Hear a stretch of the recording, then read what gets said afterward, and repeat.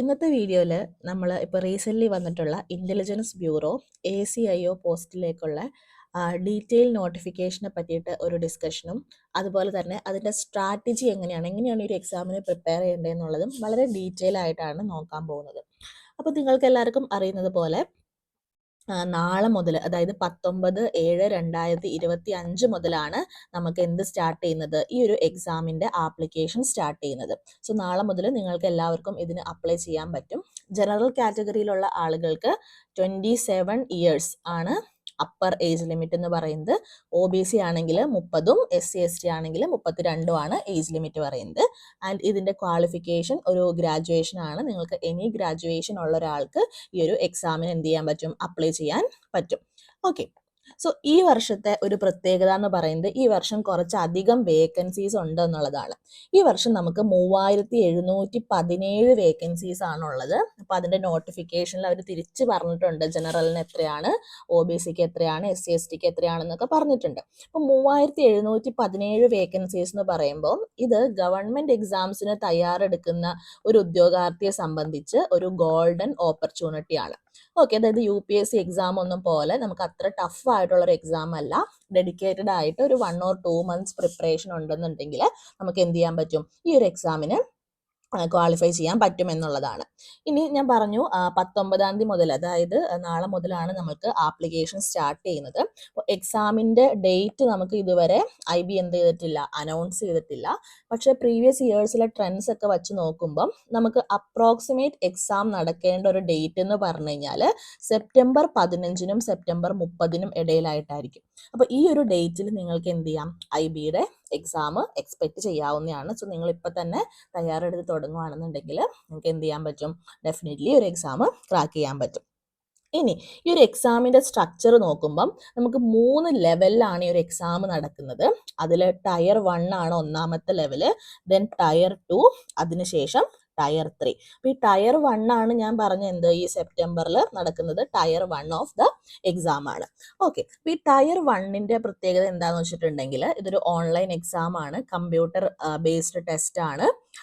1 hour ആണ് ഈ ഒരു എക്സാമിൻ്റെ ഡ്യൂറേഷൻ എന്ന് പറയുന്നത്. ടോട്ടൽ നമുക്ക് 100 മാർക്കിൻ്റെ ചോദ്യങ്ങൾ, 100 ചോദ്യങ്ങളാണ് ഉണ്ടാവുക.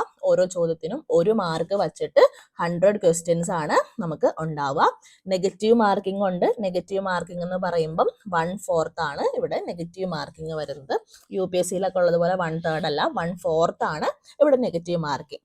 ഇനി ഈ എക്സാമിൽ നമ്മൾ എന്തൊക്കെയാണ് പഠിക്കേണ്ടതെന്ന് ചോദിച്ചു കഴിഞ്ഞാൽ ഒരു സിലബസിൽ 5 ഡിഫറെൻറ്റ് സെക്ഷൻസ് ആയിട്ടാണ് ഈ ഒരു ടയർ 1 എക്സാമിൻ്റെ സിലബസിനെ പറ്റി പറഞ്ഞിട്ടുള്ളത്. അതിൻ്റെ ഒന്നാമത്തെ സെക്ഷനാണ് കറണ്ട് അഫയേഴ്സ്, രണ്ടാമത്തെയാണ് ജനറൽ സ്റ്റഡീസ്, ദെൻ ക്വാണ്ട് അഥവാ മാത്സ്, പിന്നെ റീസണിങ്, ദെൻ ഇംഗ്ലീഷ്. ഇങ്ങനെ 5 സെക്ഷൻസ് ആയിട്ടാണ് ഈ സിലബസിനെ ഡിവൈഡ് ചെയ്തിട്ടുള്ളത്. ഈ 5 സെക്ഷൻസ് ആണ് നമുക്ക് എക്സാമിന് വേണ്ടിയിട്ട് പഠിക്കേണ്ടത്.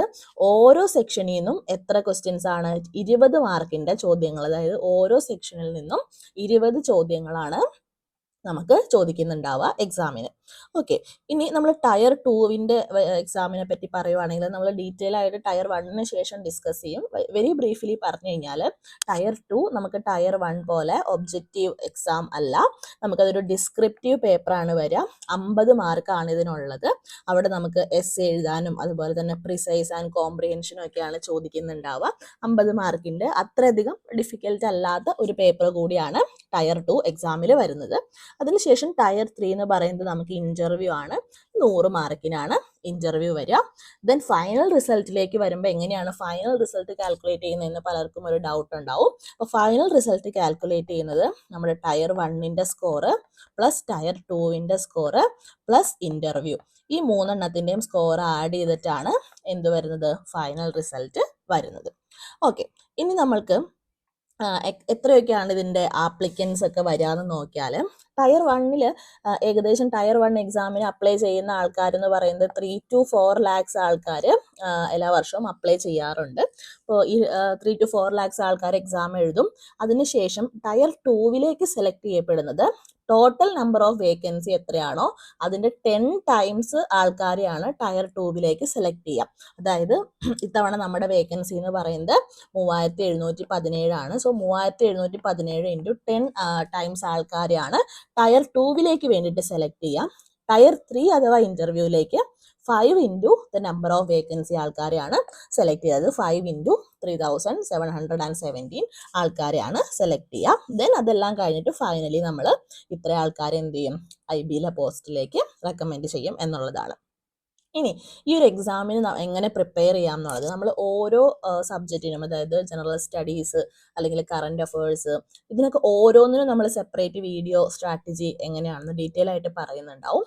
ഇപ്പോൾ വളരെ ബ്രീഫായിട്ട് എങ്ങനെയാണ് ഈ ഒരു എക്സാമിൻ്റെ സ്ട്രാറ്റജി എന്ന് പറഞ്ഞു കഴിഞ്ഞാൽ, നമ്മൾ ഫസ്റ്റ് നോക്കുന്നത് കറണ്ട് അഫയേഴ്സ് ആണ്.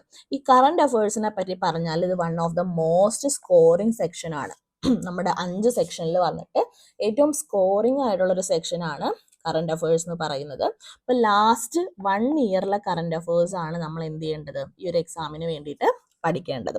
ഓക്കെ, അപ്പോൾ എന്തൊക്കെയാണ് പഠിക്കേണ്ടത്? മെയിൻ ആയിട്ടും നമ്മുടെ പ്രീവിയസ് ഇയർ ക്വസ്റ്റ്യൻസിന്റെ ബേസിസിൽ നമ്മൾ നോക്കുകയാണെങ്കിൽ നമുക്ക് അവാർഡ്സ് പഠിക്കണം. അവാർഡ്സ് എന്ന് പറയുമ്പോൾ സ്പോർട്സ് ആയിട്ട് റിലേറ്റ് ചെയ്തത്, സിനിമ, ഇന്റർനാഷണൽ അവാർഡ്സ്, ഇതെല്ലാം നമുക്ക് പഠിക്കണം. ബുക്സ് ആൻഡ് ഓതേഴ്സ്, ഏതെല്ലാം ബുക്സ് ആൻഡ് ഓതേഴ്സ് മെയിനായിട്ട് നിങ്ങൾക്ക് എത്ര എണ്ണം പഠിക്കാൻ പറ്റുമോ അത്രയെല്ലാം നിങ്ങൾ പഠിക്കാം. ഹിസ്റ്റോറിക്കൽ ബുക്സ് ഉണ്ടാവും, അതുപോലെ തന്നെ റീസെൻ്റ്ലി കറണ്ട് അഫയേഴ്സിൽ വന്നിട്ടുള്ള ബുക്സ് ഉണ്ടാവും. അങ്ങനെ എത്രമാത്രം ബുക്സ് അതിൻ്റെ ഓതേഴ്സ് നിങ്ങൾക്ക് പഠിക്കാൻ പറ്റുമോ അത് പഠിക്കുക. അതിന് എല്ലാ തവണയും ചോദ്യങ്ങൾ ഉണ്ടാവാറുണ്ട്. പിന്നെ ജനറൽ അവയർനെസ്സുമായിട്ട് ബന്ധപ്പെട്ട് പറയുമ്പം നമുക്ക് എന്താണ് സൈക്ലോൺസ്, എന്തെങ്കിലും കൂപ്പ്, ഡിഫൻസ് പ്രൊക്യൂർമെന്റ്സ്, ഇവന്റ്സ് ആൻഡ് അക്യൂസിഷൻസ് ഒക്കെയാണ് ചോദിക്കുക. സൈക്ലോൺസ് എന്ന് പറയുമ്പോൾ ഏതെങ്കിലും സൈക്ലോൺസ് ഒക്കെ ന്യൂസിൽ ഉണ്ടായിട്ടുണ്ടെങ്കിൽ അത് ഏത് റീജിയനിലാണ്, ഏത് സ്റ്റേറ്റിലാണ് അത് ഡിസ്ട്രക്ഷൻസ് ഉണ്ടാക്കിയത്, അല്ലെങ്കിൽ ഡിഫൻസ് പ്രൊക്യൂർമെന്റ്, ഇന്ത്യ ഏതെങ്കിലും കൺട്രിയിൽ നിന്ന് ഡിഫൻസ് പ്രൊക്യൂർമെന്റ്, ഇപ്പോൾ റാഫേൽ ജെറ്റൊക്കെ, അപ്പോൾ അങ്ങനത്തെ ഉള്ളതൊക്കെ ഏത് കൺട്രിയിൽ നിന്നാണ് എന്നുള്ള ക്വസ്റ്റ്യൻസ് ഒക്കെ വളരെ സിമ്പിൾ ആയിട്ടുള്ള ക്വസ്റ്റ്യൻസ് ഒക്കെയാണ് ഈ ഭാഗത്ത് ചോദിക്കുക.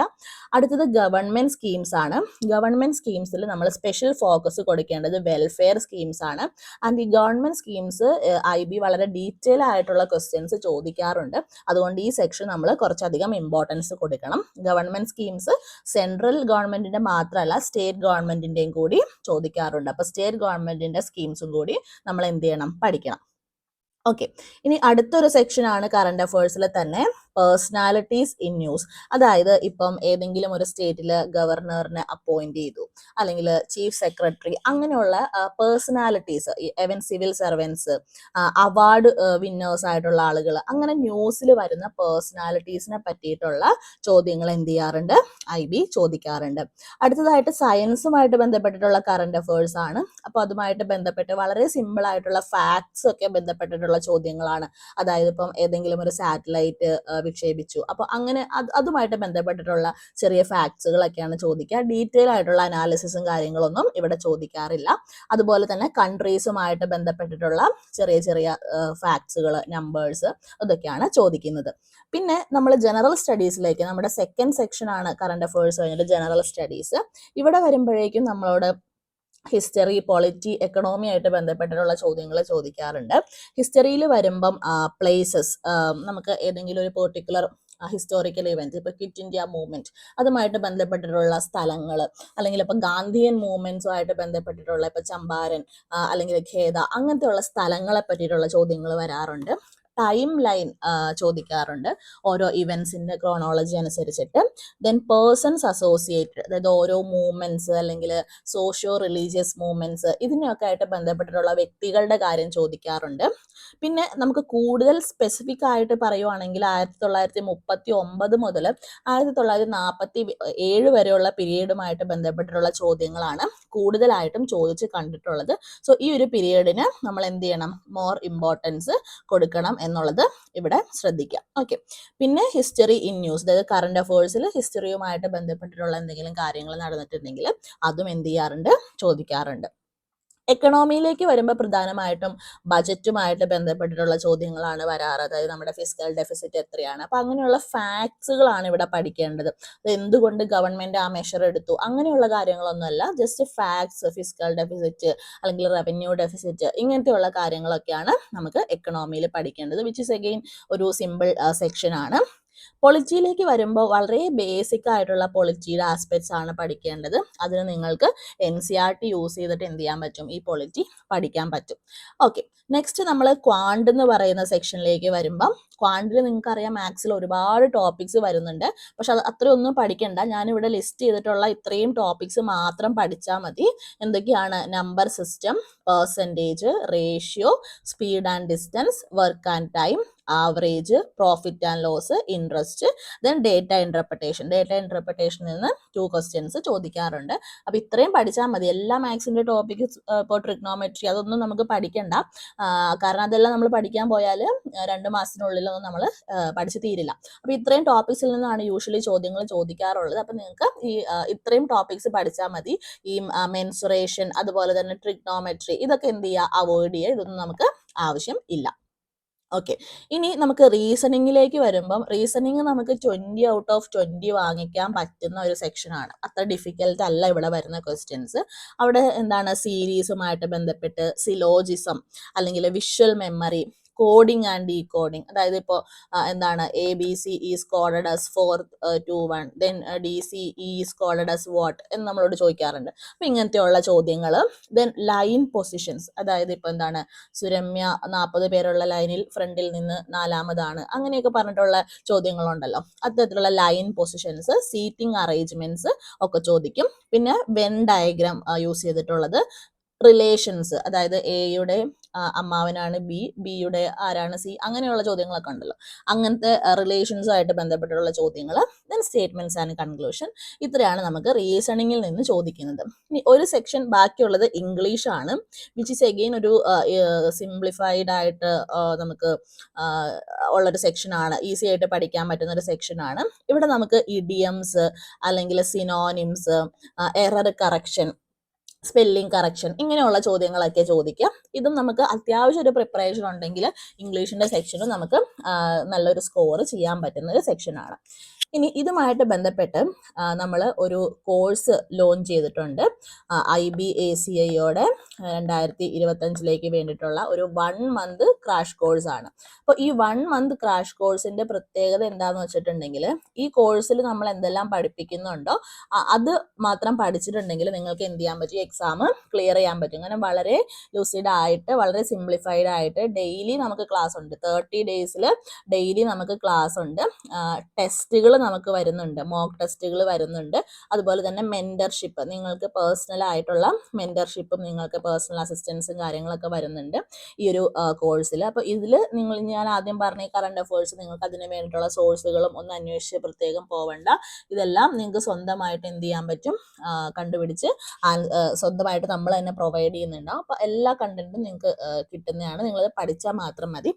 ഇതിലൊരു പ്രത്യേകത, 30 ഡേയ്സ് ഡെഡിക്കേറ്റഡ് ആയിട്ട് ഇരിക്കാൻ പറ്റുന്ന ആൾക്കാർ മാത്രം എന്ത് ചെയ്താൽ മതി, ഈ ഒരു കോഴ്സിൽ ജോയിൻ ചെയ്താൽ മതി. അല്ലാത്തവർ വെറുതെ കോഴ്സിൽ ജോയിൻ ചെയ്ത് സമയം കളയണ്ട.